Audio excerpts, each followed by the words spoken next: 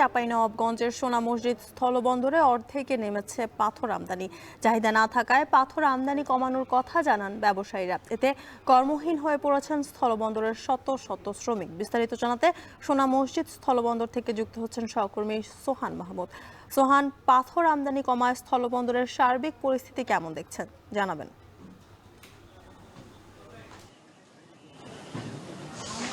যুথিকা, সারা দেশের সবচেয়ে বেশি পাথর আমদানি হয় চাঁপাইনবাবগঞ্জের সোনা মসজিদ স্থলবন্দর দিয়ে। তবে গত এক মাসের ব্যবধানে এই স্থলবন্দর দিয়ে অর্ধেকে নেমেছে পাথর আমদানি। এই স্থলবন্দর কর্তৃপক্ষ আমাদেরকে জানিয়েছেন, গত এক মাস আগেও এই স্থলবন্দরে 250 থেকে 300 ভারতীয় পণ্যবাহী ট্রাক পাথর নিয়ে এই স্থলবন্দরে প্রবেশ করত, কিন্তু এটি একদমই অর্ধেকে নেমেছে। এখন প্রতিদিন এই স্থলবন্দরে পাথর বোঝায় যে ট্রাক প্রবেশ করছে এটি 100-র কাছাকাছি বা 90টি। এতে এখানকার যারা কর্মজীবী শ্রমিকরা রয়েছে এদের সংখ্যা প্রায় 1500-র বেশি।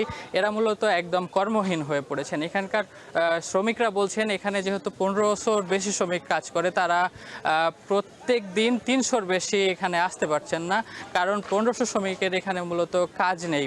এই স্থলবন্দরে সবচেয়ে বেশি কাজ যেহেতু এই পাথর কেন্দ্রিক, পাথর লোড আনলোড, সেক্ষেত্রে তারা অন্য জায়গায় কাজ করছেন। এছাড়াও এই 300 শ্রমিক মূলত এখানে এসে ঠিকঠাক কাজ করতে পারছেন এমনটা নয়, কারণ তারা মূলত 1000 থেকে 1200 টাকা আয় করতেন আজ থেকে 1-2 মাস আগে। এখন যা 300 টাকা এসে ঠেকেছে। আমরা ব্যবসায়ীদের সঙ্গে কথা বলেছিলাম, ব্যবসায়ীরা বলছেন পাথর আমদানি করে মূলত তারা লোকসানের মধ্যে পড়ছেন, লোকসান গুনতে হচ্ছে। এছাড়াও তারা বলছেন পাথরের চাহিদা কমে যাওয়ার মূল কারণ হচ্ছে দেশের যে সার্বিক পরিস্থিতি, এটি মূলত খুব একটা ভালো নয়। এজন্য রাস্তাঘাটের কাজ কমে গেছে, বিভিন্ন প্রকল্পের কাজ কমে গেছে। এই স্থলবন্দর দিয়ে এক মাস আগেও 500টি ট্রাক প্রবেশ করত বিভিন্ন পণ্য নিয়ে।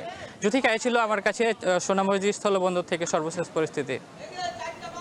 চাঁপাইনবাবগঞ্জের সোনা মসজিদ স্থলবন্দর থেকে যুক্ত ছিলেন সহকর্মী সোহান মাহমুদ, জানাচ্ছিলেন